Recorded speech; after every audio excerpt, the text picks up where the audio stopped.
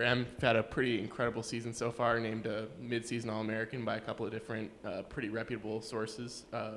What's led to your success this season kicking the ball?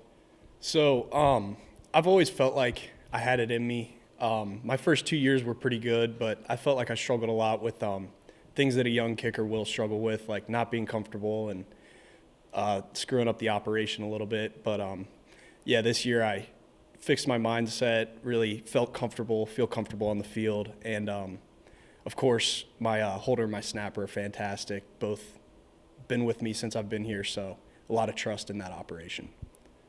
Graham, can you just talk about the mood of the locker room on Saturday night after, coming off a 6-game win streak and then just everything that unfolded? What was the mood in the locker room, and then how's the team rebounded yesterday?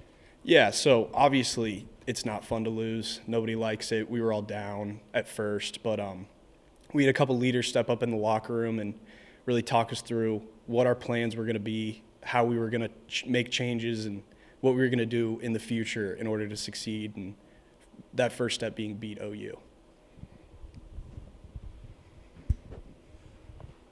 How has your comfort zone changed? I imagine maybe when you first got here, you were thinking, well, I really feel comfortable out to, 35, 40 yards.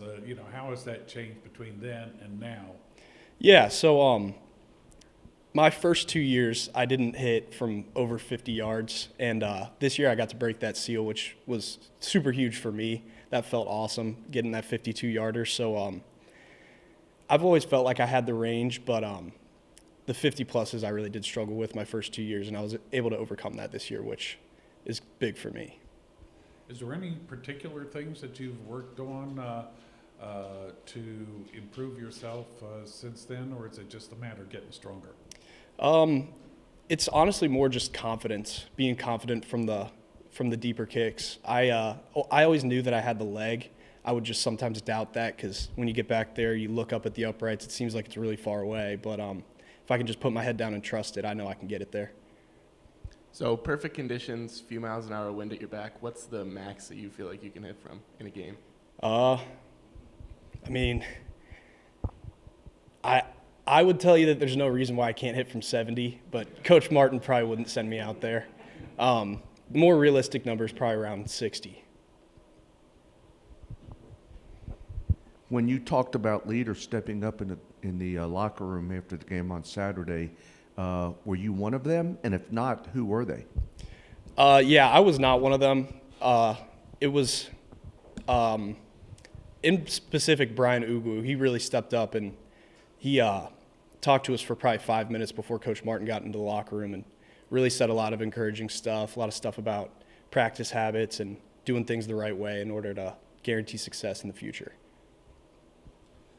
I have to imagine that you feel a little bit better when the conditions are nice. How much does it, how worrisome is it when you get later in the year or up in some other these places like Bowling Green or whatever where it's really windy? Yeah, the windy ones are definitely not any fun. Wind to the back, obviously I like. Wind to the face is ridiculously not ideal. And a crosswind isn't too bad, but yeah, especially in the MAC, we deal with a lot of tough conditions, and conditions help and hurt, so it's kind of just getting a feel for it and doing my best with what I'm given.